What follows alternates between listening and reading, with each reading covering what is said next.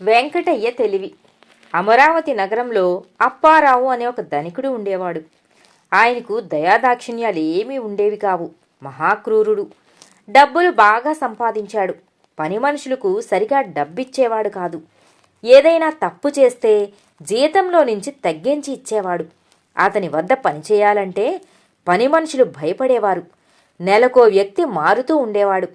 ఇలా ఉండగా ఒకరోజు పరసయ్య అనే పనివాడు కుండీల్లో ఉన్న మొక్కలకు నీళ్లు పోస్తుండగా చెయ్యి జారి ఒక కుండీ పగిలిపోయింది. దానికి అప్పారావు ఎంతో కోపంతో అతనిని బాగా కొట్టి జీతం ఇవ్వకుండా పనిలోంచి తీసేశాడు. మరుసటి రోజు అతని స్థానంలో వెంకటయ్య అనే మరో పనివాణ్ణి పనిలో పెట్టాడు. అతన్ని పనిలో చేర్పించుకునేటప్పుడే ఒక షరతు పెట్టాడు అప్పారావు. అతను ఏదీ పగల కొట్టకూడదు అని, అలా జరిగితే జీతం మొత్తం కట్టుకుంటాను అన్నాడు. పనివాడు తనకు తాను వెళ్ళరాదని, తాను వెళ్ళిపొమ్మంటే 4 నెలల జీతం ఇచ్చి పంపుతాను అన్నాడు. ఇది జరిగిన 2 రోజులకు ఇంట్లో గాజు సామాన్లను ఒకదాని తర్వాత ఒకటి పగలగొట్టడం ప్రారంభించాడు వెంకటయ్య. అతన్ని ఆపి మరో పని అప్పగిస్తే దానిని కూడా అలాగే చేయసాగాడు. చెట్లకు నీళ్లు పోయమంటే కుండీలన్నీ పగలగొట్టేశాడు. ఇక అప్పారావు ఓపిక పట్టలేకపోయాడు. కోపంగా, నువ్వు కావాలని ఈ కుండీలన్నీ పగలగొడుతున్నావు. ఎంత ధైర్యం నీకు? పొరపాటుగా చేస్తేనే నేను సహించను, అలాంటిది కావాలని ఇంట్లో వస్తువులన్నీ పగలగొడుతున్నావు అన్నాడు. చేస్తే ఎలా ఊరుకుంటాను అని కర్ర తీసుకుని కొట్టబోయాడు ఆ పనివాణ్ణి. పనివాళ్ళంతా చూస్తూ ఉండగానే వెంకటయ్య ఎదురు తిరిగాడు. అతన్ని అక్కడ ఉంచుకుంటే తన పరువు పోతుందని భావించిన అప్పారావు కోపంతో, నీకు ఇక్కడ ఇంక పనిలేదు, వెంటనే వెళ్ళిపో అన్నాడు. అలాగే వెళ్ళిపోతానయ్యా, నాకు 4 నెలల జీతం ఇవ్వాలి అన్నాడు వెంకటయ్య. తను చేసిన వాగ్దానం గుర్తొచ్చిన అప్పారావు అతనితో పని చేయించుకోవడం కంటే ఇంట్లో నుంచి పంపేయడమే మంచిది అని నిర్ణయించుకుని 4 నెలల జీతాన్ని ఇచ్చి పంపేశాడు. ఇంటికి వచ్చిన వెంకటయ్య తన సంపాదించిన జీతంలో సగభాగం తన అన్నకి ఇచ్చాడు. అప్పారావుతో దెబ్బలు తిన్న ఆ పనివాడే వెంకటయ్య అన్న. అప్పారావుకు బుద్ధి చెప్పాలనే ఉద్దేశ్యంతోనే వెంకటయ్య అతని వద్ద పనిలో చేరి అప్పారావుకు బుద్ధి చెప్పాడు. శ్రమను దోచుకునేవారికి శిక్ష తప్పదు.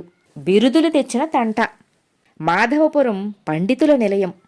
వ్యాకరణ, తర్క, వేదాలు బోధించే మఠాలు ఎన్నో ఉన్నాయక్కడ.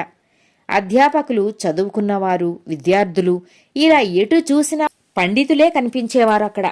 రాజాస్థానంలో వారి పాండిత్య ప్రతిభ వలన పలు రకాలైన బిరుదులు పొందిన పండితులు అక్కడ ఎక్కువగానే ఉన్నారు. అలాగే రత్నాల వ్యాపారులకు కూడా ప్రసిద్ధి చెందింది. ఇతర రాజ్యాల నుంచి వచ్చి విలువైన రత్నాలు, వజ్రాలు, బంగారాన్ని కూడా అమ్మే వర్తకులతో మాధవపురం ఎప్పుడూ కలకలలాడుతూ ఉండేది. అయితే ఆ ఊరి ప్రజలు మాత్రం వ్యాపారుల కంటే పండితులకే ఎక్కువ విలువ ఇచ్చేవారు. ఇది వ్యాపారులకు ఆగ్రహాన్ని తెప్పించేది. పండితుల కంటే తామేమీ తీసుకోమని, తాము కూడా వ్యాపార శ్రేష్ఠి బిరుదులను ధరించి పేరు సంపాదించాలని భావించారు. తమకు తగ్గ బిరుదులు ఇచ్చేవారి కోసం ప్రయత్నాలన్నీ ప్రారంభిస్తున్నారు.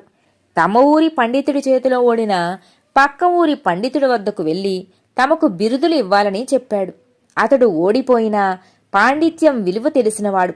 వ్యాపారుల కుయుక్తిని గ్రహించి వారికి తగిన శాస్తిని చేయాలని అతడు భావించాడు. వాళ్లను కాసేపు పొగిడి వారికి బిరుదులు ఇచ్చేశాడు. లోకనాథానికి చివరి వ్యాపార సింహం అనే పేరు తగిలించాడు. పరమేశ్వరరావుకు వణిక్ పులిగాను, కృష్ణమూర్తికి రత్నగజంగాను, రామన్నకు వజ్రాల శార్దూలంగా, గురవయ్యకు రుస్తుమ్మనిగా, నరసయ్యకు బంగారు చిలుకగా, గంగాధరానికి ధాన్యం ఎలుగుగా, కామేశ్వరరావుకు కనక వస్తాదుగా బిరుదులిచ్చి పంపేశాడు. దాంతో సంతోషపడ్డ వ్యాపారులు తమ బిరుదులను అన్ని ఊర్లలో మారుమోగిపోయేలా ప్రచారం చేయసాగారు. అయితే వస్తాదులు, రుస్తుంలు, గజాలు వంటి బిరుదులు మల్లయుద్ధ వీరులకే ఉంటాయి. కాని ఆ విషయం వాళ్లకు తెలియలేదు. తమకు ఉజ్జీలైన మల్లయుద్ధ వీరులంతా రామాపురంలో ఉన్నారని భావించి వారంతా ఊరుకొచ్చి తమతో పోటీ పడాలని వ్యాపారులకు సవాలు విసిరారు మల్లయోధులు. వాళ్లను చూడగానే వ్యాపారులకు గుండె జారిపోయింది. తాము వస్తాదులం కాదని, తాము వాళ్లతో పోటీ పడలేమని చెప్పి తప్పుకున్నారు. నాటి నుంచి ఇతరులతో పోటీ పడటం మానేసి బుద్ధిగా వాళ్ల పనేదో వాళ్ళు చూసుకుంటున్నారు. లేని అర్హతలు ఎప్పుడూ సమస్యలనే సృష్టిస్తాయి. గురవయ్య సమయస్ఫూర్తి. సీతారామపురంలో గురవయ్య అనే కంసాలి ఉండేవాడు. అతనికి తల్లిదండ్రులు ఇచ్చిన ఆస్తి ఏమీ లేదు. వంశపారంపర్యంగా సంక్రమించిన ఇల్లు మాత్రమే ఉంది. తను నమ్ముకున్న వృత్తితోనే జీవనం సాగిస్తూ ఉండేవాడు. అయితే అతని భార్య తాయారు మాత్రం ఎంతో గడుసరి. ఏ రోజు డబ్బులు తేకపోయినా ఆ రోజు అతని నానా మాటలు అనేది. రోజూ దండిగా డబ్బులు తెమ్మని పోరేది. ఒకరోజు భార్య తిట్లు భరించలేక బాగా డబ్బు సంపాదించిన తరువాతనే మళ్ళీ వస్తాను అని వేగంగా పట్నంకేసి నడక సాగించాడు. వెళ్తూ వెళ్తూ తనకు కావలసిన 2 జతల వస్త్రాలు, ఒక తువ్వాలు, అద్దం, దువ్వెన, తన పనిముట్లు అన్నీ ఒక పెట్టెలో పెట్టుకుని బయలుదేరాడు. అలా నడుచుకుంటూ వెళ్తుండగా మధ్యాహ్న సమయానికి ఒక అడవికి చేరుకున్నాడు. నడిచి నడిచి అలుపు రావటం వలన ఒక చెట్టు కింద నిద్రపోయాడు. ఆ చెట్టు మీద ఒక దెయ్యం ఉంది. కింద పడుకుని ఉన్న గురవయ్యని చూసి కిందకు వచ్చి అతన్ని లేపి భయపెట్టింది. నిద్రలేచిన వెంటనే దెయ్యాన్ని చూసిన గురవయ్య ఒకంత భయపడ్డాడు. అప్పుడు ఆ దెయ్యం నిన్ను తినేస్తాను అని భయంకరంగా మొహం పెట్టింది. తన భార్య ముందు ఈ దెయ్యమేపాటిది అనే ఆలోచన అతనికి వచ్చింది. వెంటనే కోపం కూడా వచ్చింది. దెయ్యం ముఖంలో ముఖం పెట్టి, నేను దెయ్యాలు పట్టేవాడిని. ఇంతవరకు 99 దెయ్యాల్ని పట్టాను. ఇప్పుడు నిన్ను పట్టి 100 పూర్తి చేసేస్తాను అన్నాడు. అది అయోమయంగా చూస్తుంది. అలా చూస్తుండగానే పట్టిన దెయ్యాన్ని చూపించమంటావా అని తన తల కింద ఉన్న పెట్టె మూత తీసి దానిలో ఉన్న అద్దం ఆ దెయ్యం ముందు పెట్టాడు. దాంతో దెయ్యం భయపడి వెనక్కి జరిగింది. ఇలాంటి దెయ్యాలు నా వద్ద 99 ఉన్నాయి. నిన్ను కూడా ఇలా బంధించి పెట్టెలో పెట్టేస్తాను, జాగ్రత్త అని బెదిరించాడు. అద్దంలో తన మొహాన్ని చూసుకొని తానే భయపడింది ఆ దెయ్యం.